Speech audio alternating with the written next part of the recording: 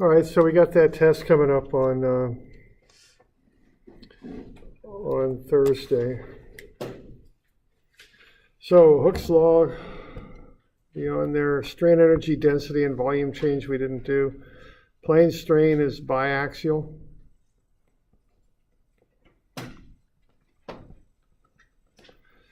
We didn't do principal strain, so that can go.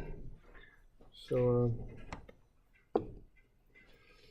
okay, remember to be able to sketch stuff up, and we got different styles of sketching that we used. Pressure vessels, superstress, axial stress. Be sure you can get those put on the in the proper directions.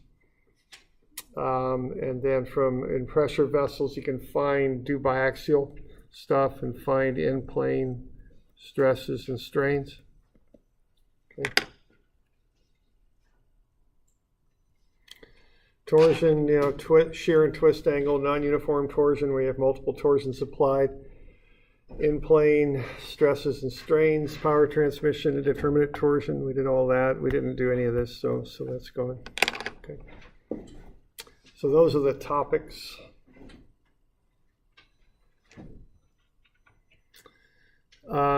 What do we got here?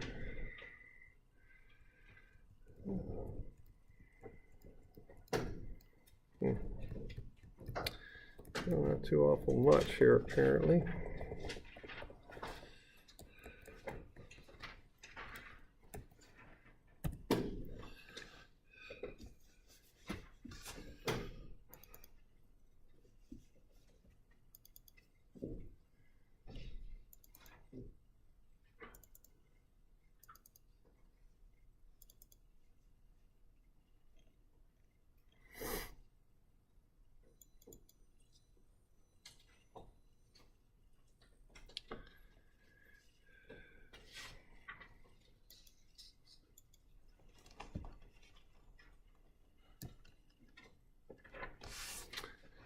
All right, so Hooke's law, just be sure that you can do just convert from stress to strain and from strain back to stress. Those are just equations over on the right side of the formula sheet. You want to be able to do the plane strain stuff, convert strain to deformation, find strains on given elements in planes, epsilon x1, gamma x1, y1, and alpha, and then be able to sketch it up. Now we did 3 styles of sketching. We did the schematic stuff where you show the dimensions, where you just kind of make a simple sketch and show the dimensions. So on that stuff you basically do something like that, and then you show the dimensions there. Okay. So you should be able to do that. We also did some stuff with rectangles where we held our reference point right there and then looked at how these points deformed and kind of connected the dots to make the final object, something like that. And then that last thing we did, we had a center point and we started plotting points up to create, kind of a deformed circle kind of thing. Okay, so those are the 3 kinds of sketching we did. So just be familiar with those and be sure that you can sketch up whatever it is we're calculating. Okay. Okay, pressure vessels, just be sure you know which way the hoop and axial stresses point for given situations, and from there you can go into in-plane stresses and strains, which is the biaxial stuff.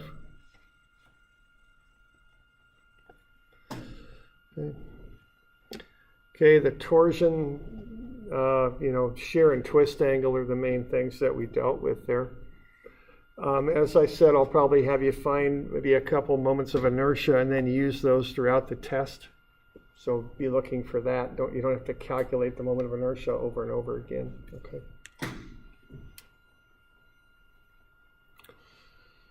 All right, so here's that first one. This one's pretty straight up. You just find the moment of inertia, pi over 2, and it's r to the 4 outer minus r to the 4 inner. Just be sure that you're using the radius on this. Normally on these shafts, you're given diameter, just use the radius on it, okay? And then you find tau, TR over I, and phi, TL over IG. So that one's pretty straight up. You're just applying those basic formulas.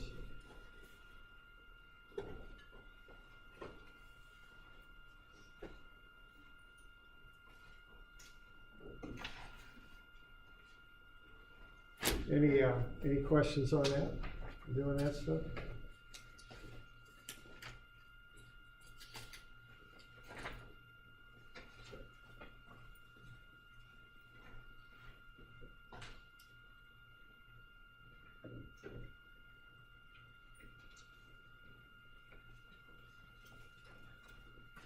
Okay.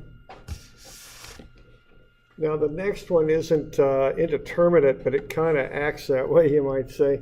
So what you've got going on the next one there is, it's another torsion problem. We got this shaft attached to rigid walls at A and B and C. The maximum shear stress in BC is measured at 40 megapascals. So find the applied torsion. So what you're doing on this one, again, you're finding I sub P, the polar moment of inertia. And then what you're going to do there is use the shear stress and calculate the torsion based on that. So if you know that the shear stress here is 40 megapascals, that's 40 times 10 to the 6, you got I and you got R. You can figure out the torsion that was applied to create that shear stress. So you can get that at 1696. Okay. Now what you want to be able to do here to find the torsion at B is work your way over here and find this reactive torsion. And then once you've got the two, you can add them up and get the torsion that occurs at B. So the way to do that is to figure out the angle from C to B. It's TL over IG. It's 0.06 radians. Okay. So now you've got the angle at B, and you've calculated it from C to B. Well, what you can do next is use the fact the angle at B is 0.06 radians and use TL over IG to find the torsion at A. Okay? So you're kind of using the angle to to work your way from C over to A is what you're doing there.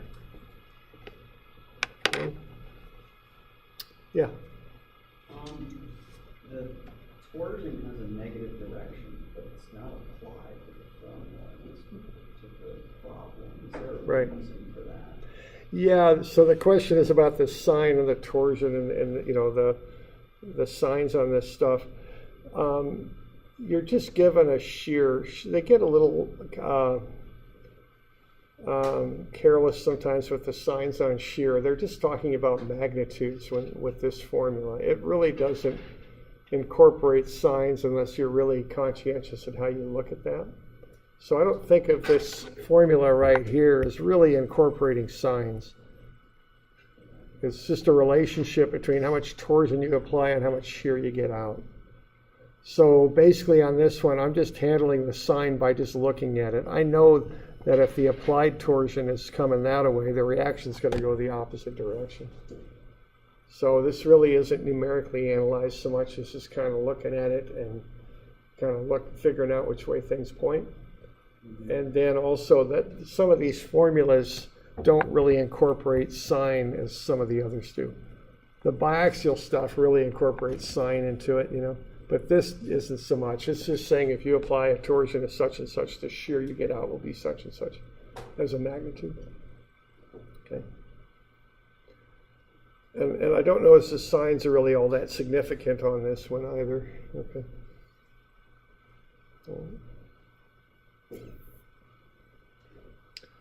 Other questions on that?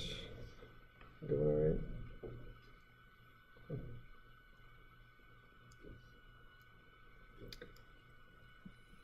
All right. So once you know the angle on that side at B is 0.06 radians, you can find the torsion on the other side by using phi as TL over IG. Solve it for T. T is phi IG over L. So you know what the angle is, it's 0.06. You know what I is, it's 1.272 times 10 to the minus 6. And you know G is 18 times 10 to the 9, that's given. You know the length between B and A is 0.9. So based on that, you can find the torsion that's needed to create the 0.06 radian angle. So you know that what the two torsions are, they're 1696 and 1526, so you can add them together and get 3222 for what had to be applied to create those two reactions.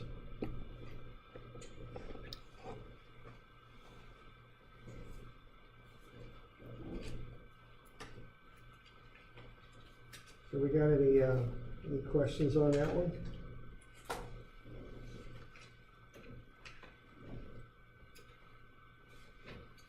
You doing all right with that?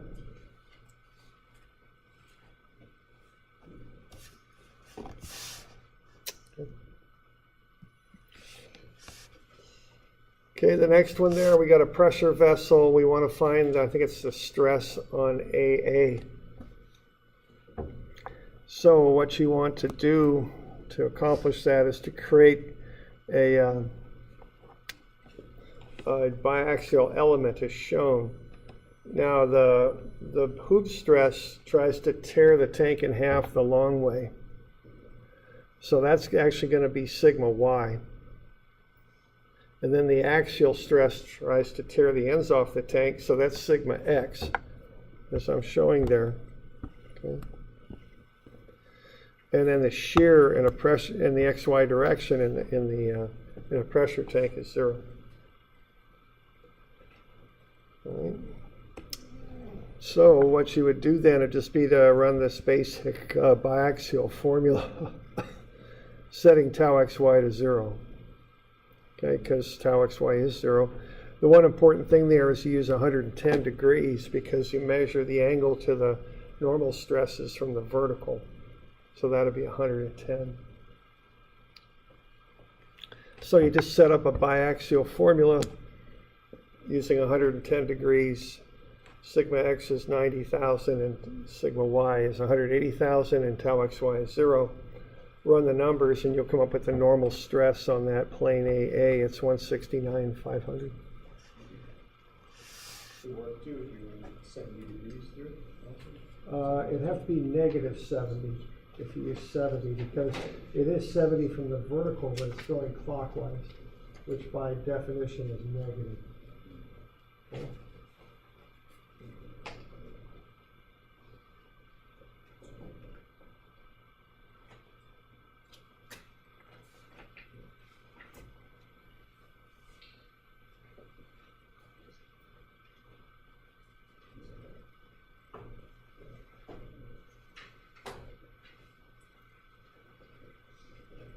Okay, so you could use either positive 110 or a negative 70, one or the other.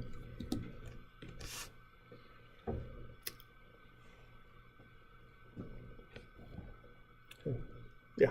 You said find the normal stress acting on point AA, and you'd still end up using the same formula. Yeah. If I said find the normal stress on AA, you're right, you would. I said tensile because I know in a pressure vessel everything's tensile, you know. So knowing that, I wrote it up that way. But I could have just as well as said find the normal stress on AA. Okay.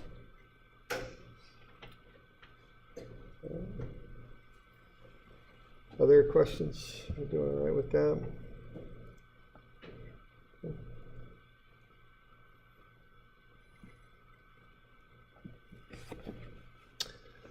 All right, the next one there, let's find how much longer that line AB will get. All right, now on this one, I didn't say what epsilon x, epsilon y, and gamma xy are. I drew up a sketch to show how that plate would strain, okay?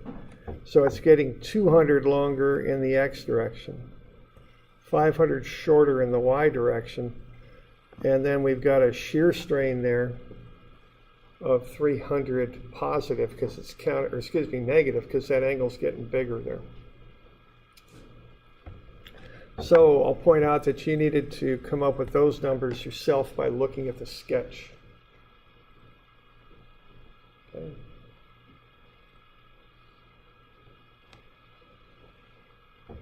So you start with that. Now you got a line with the horizontal there. That's AB, 67 degrees from the horizontal. So what you want to do then is use the biaxial strain equation at 67 degrees because the strain angles are measured from the horizontal. Okay. So you would put 67 in that one plus the values up above here. And just run the numbers, you'll come up with a strain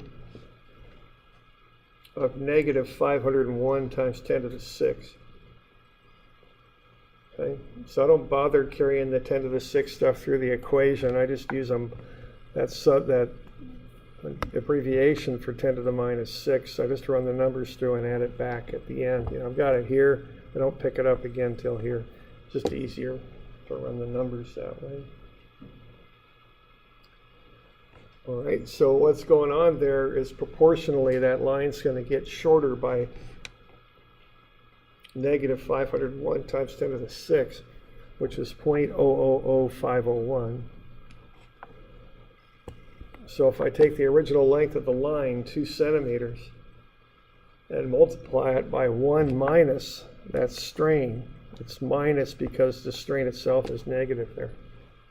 So 1 minus 0.000501, run the numbers there, I'll get the final length of the line, just a little bit less than 2 centimeters.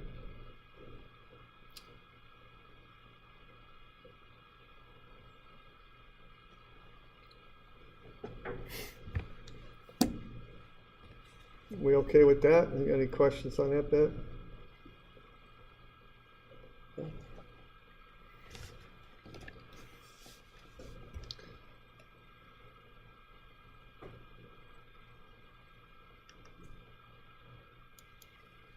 Okay.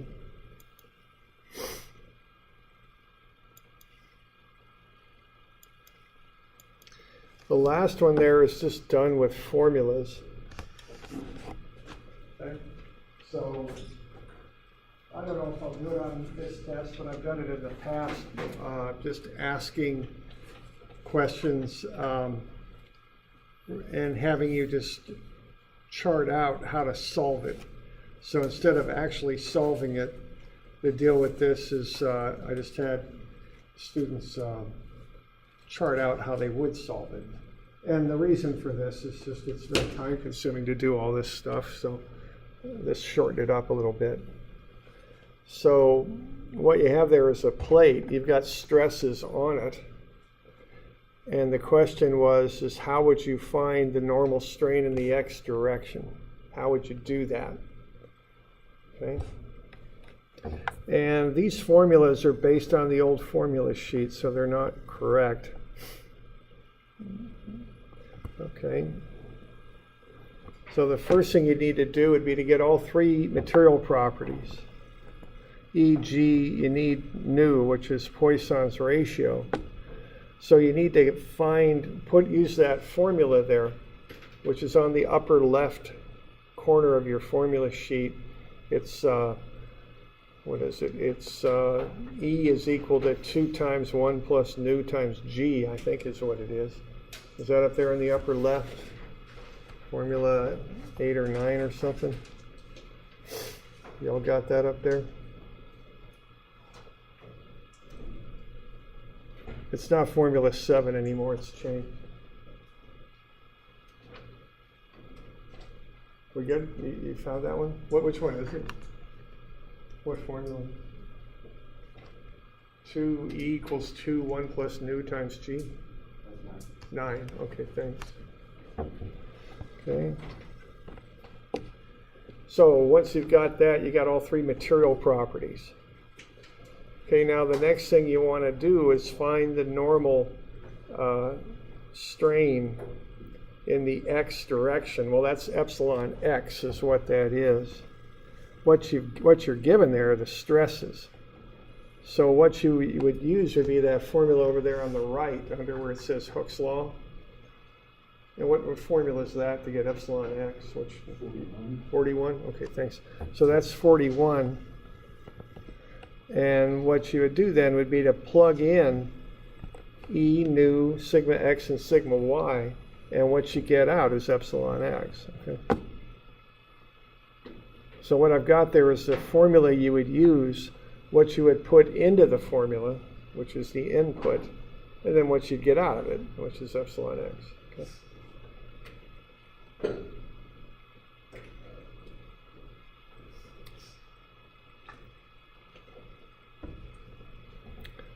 All right. Now, the next thing here is how you would find the plate thickness.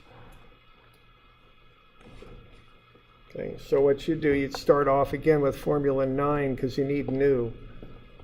So you'd put in E and G and you'd get nu out of it. And then, I guess, is it equation 43? And that'll get you epsilon z. So that's Hooke's law to find epsilon z when you've got biaxial stress. And then once you've got that, that last little bit you need to get from the strain in the z direction. You input nu E sigma x sigma y. What you get out of that is epsilon z. And then you want to find the final length. And there's different ways to do that. Okay, you could just write this down if you wanted. This one's maybe not be the best example because you could find delta using that little delta formula that epsilon is delta over L. So if you want to find delta, it's epsilon L. So I don't know, maybe it is still formula 2, I'm not sure. But you put in epsilon and L, you can find delta. Is it formula 2 still, or is it something? 3? Okay, so formula 3. All right, and then you find the final thickness by taking the original thickness plus delta. There isn't really a formula for that. Okay. So you with me there? It's just a way to speed things up. I think most of us can run a calculator, so you're just charting out how you would solve it is the idea there to save time. Okay, that's the idea. All right, so that's a Hooke's law problem there. I don't know if I'll do that or not this time through, but I have in the past, so I just thought I'd kind of give you a heads up about that so you know kind of what to do with it. And so that's Hooke's law, and what Hooke's law does, you can start with stresses and material properties, and you can figure out strains. Okay.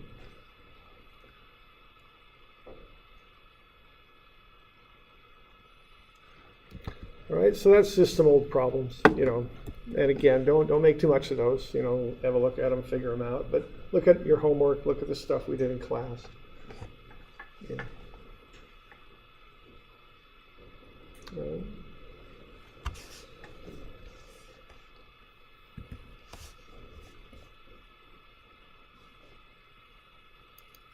Any questions on that bit?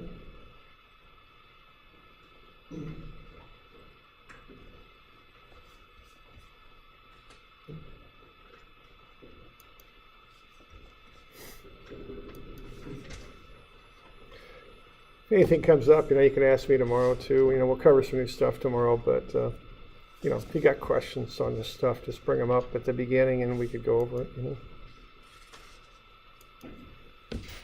Oops. Like that. Why don't we look at that torsion problem? That was kind of intended as a review for for what we're doing with the test. So let's be sure that we're good on this thing and how to approach it. So the deal with this is to size the shaft, okay? And this is just a little bit more of an advanced kind of problem here. What I want you to be able to do is just work through some of the advanced ideas here. Okay, so idea number 1 is to find what torsion is, so kind of to understand what torsion is. So what torsion is a moment around the center of a shaft. So if you're doing torsion, it's just a moment, but it's a particular type of moment. Usually you got something long and thin that's got some sort of moment applied about its center. So we're looking at a moment about that point right there. To get that, you take the point of view of looking down the shaft. Okay, that's how you figure torsion. Yeah, question. Well, that's interesting. Wow. I've never seen that happen before.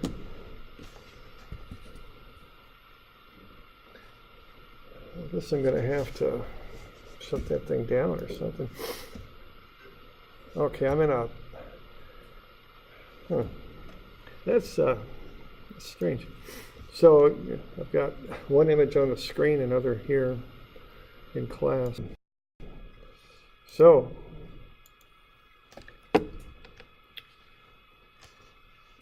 concept, the first here is that we're turning this shaft. It's got a plate on it. It's pushing down on the plunger. So concept number one on this stuff is that's how you're getting the torsion. You're looking at the moment that's occurring about the center of the shaft. And the way you do that is you have to calculate moments. Now this particular one got a little tricky because when you push down on the plunger pushes back up. And that's 4,000, you're given that. But when you push down on the plunger, you're also pushing it to the right, so the plunger pushes back to the left. And the important concept on this was that the 4,000 is not the total force. It is a component of the total force. So you don't use this vector triangle here. You use this vector triangle because the component is, the 4,000 is not the hypotenuse of the vector triangle. It's one of the legs. So what you do is you take 4,000 over cosine 30. That gets you that force. And then you have to multiply it by that moment arm, which again is 6 inches divided again by cosine 30. And when you do that, you'll get the torsion. So the maximum torsion that's going to occur when you're down at that position there, which actually turns out to be 30 degrees, is 32,000 pound-inches. Okay. So we're doing okay? So we're taking that, whatever it is for the force, 46 something or another, 4680 or something, I can't remember, times this angled distance, which is 6.928 is kind of what I remember, but I don't know. Okay, and that gets you the torsion. So that's one concept, is that's how you find a torsion. Take a force times an offset distance about the center of a shaft. All right. Now, what you're going to do with this is back into the sizes. So what you're given for your constraints is you're given that tau is 5,000 psi. And of course, what you want then is the relationship between the torsion and the shear. So what the shear is TR over I.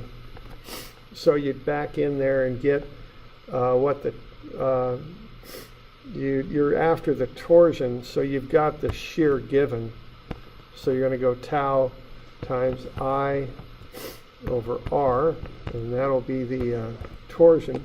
Well, I guess you got the, I'm sorry, we want to solve for the radius is what we want to solve for. So what you would do then, I'm sorry, I'm kind of screwing that up. You're going to solve for the radius, okay? I sub p is pi over 2r to the 4. You'll plug that in. You've got both the allowable shear and the torsion. So based on that, you can solve for the radius. So work that down and solve for the radius. Okay? That's one thing you do. Now the other thing you want to do is solve for the radius based on this equation here, but you got to figure out what phi is. Phi is the angle of twist on the front of the shaft. So what you want to do to figure that one out is to look at this and say, okay, you could do the trig on that, and that's pretty darn close to 30 degrees there. Just a little bit off, but you can call it 30 degrees, and that's fine. Okay, and so once you've got that 30 degrees, what you want to look at is what the back of the shaft is doing. Okay, the back of the shaft is turning 0.275 radians per second. It's turning for 2 seconds. Okay, so what you'll find in 2 seconds,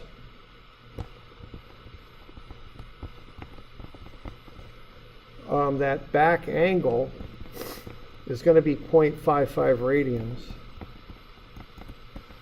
So that's the angle that's occurring on the back.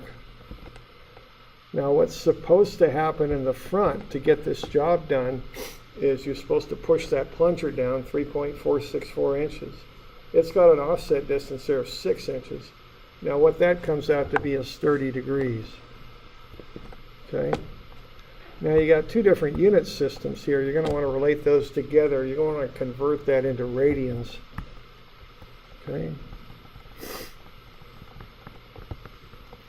So we got a couple little things that we're doing here. First, we're kind of getting into the basic definition of torsion. Second, we're looking at sizing a shaft based on constraints, certain things we have to meet. Now we're going to look at what the angle of twist really is, okay? So what's happening here is in the back, in 2 seconds, the shaft turns 0.55 radians. That's what's happening at the motor, right at the back cross section of the shaft, okay, right there. Now the front of the shaft has to turn 30 degrees to do its job. So the back of the shaft is turning farther than the front of the shaft has to turn. Okay, that's the idea here. So the difference between the angle in the back and the angle in the front is the amount the shaft can wrap up.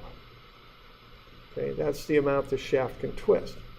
And that's what we're after here. So that's another little kind of advanced concept on this, is kind of understanding that idea of twist angle. So if you take that back angle and superimpose it on the front, you've got a difference between the two is what you've got. Okay, so you're going to want to find the difference between the angle in the back and the angle in the front. And the difference is the twist angle. So what's going on there in the back is you've got some angle like that. In the front, you've got a lesser angle, like so. So the difference is theta. That's the idea on this.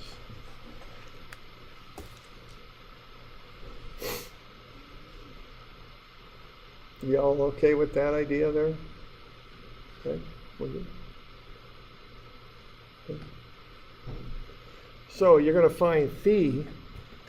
And now that you've got theta, what you're going to do is you're going to use that as a second constraint and size the shaft based on theta. So you size it once for the shear, you size it a second time for theta. We had a homework problem like that handed back. And then you can size the shaft both ways. You're going to pick what? The bigger of the two. You're going to double that and then round it to the 1/4 inch. Okay, on the handout it says 1/8 of an inch, but I'd like it around 1/4. Okay. Now, which way are you going to round on that? Nearest, up, down? You're going to go up, right? Because you've got these constraints. You can't be any smaller than the numbers you get out of your calculator. So you can't round down, because if you do, you'll be smaller than the number on your calculator. So you got to round up.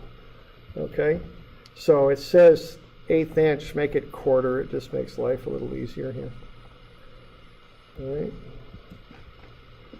Now, the last little bit of this thing is, well, we'll start with that. Now, let's say for part 2 or something here, we've got a 4-inch shaft, and we want to know how big of a hole we can put in it and get this job done, okay? What I would do on that is kind of work through the moment of inertia. You can figure out what moment of inertia you need for your shaft to have. So based on that, you should be able to back into how big of a hole you can have in a 4-inch shaft. And then what I'd like you to do is determine which of the two is most efficient for the amount of material used. For a given eye, does a solid shaft or a hollow shaft use more material? The one that uses less material is more efficient because you're getting a job done while using less material, okay? So let's see which, is it more efficient just material-wise? We're not looking at other fabrication costs, just for the amount of material. Can you use less material to do this job with a solid shaft or a hollow shaft?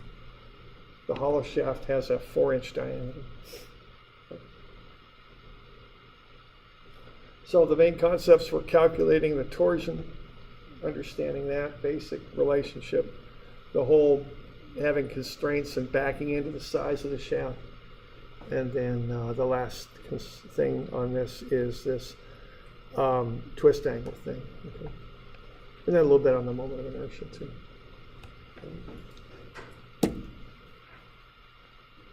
So we okay with that?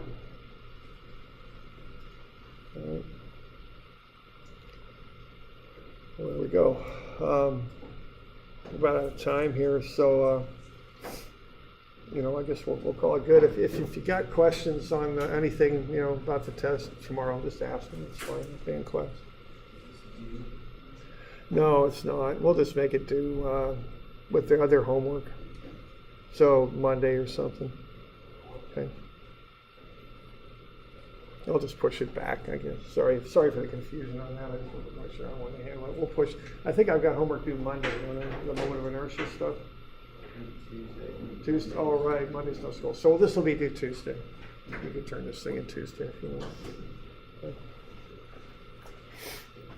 If you got more questions on this thing too, I could, we go over that tomorrow too.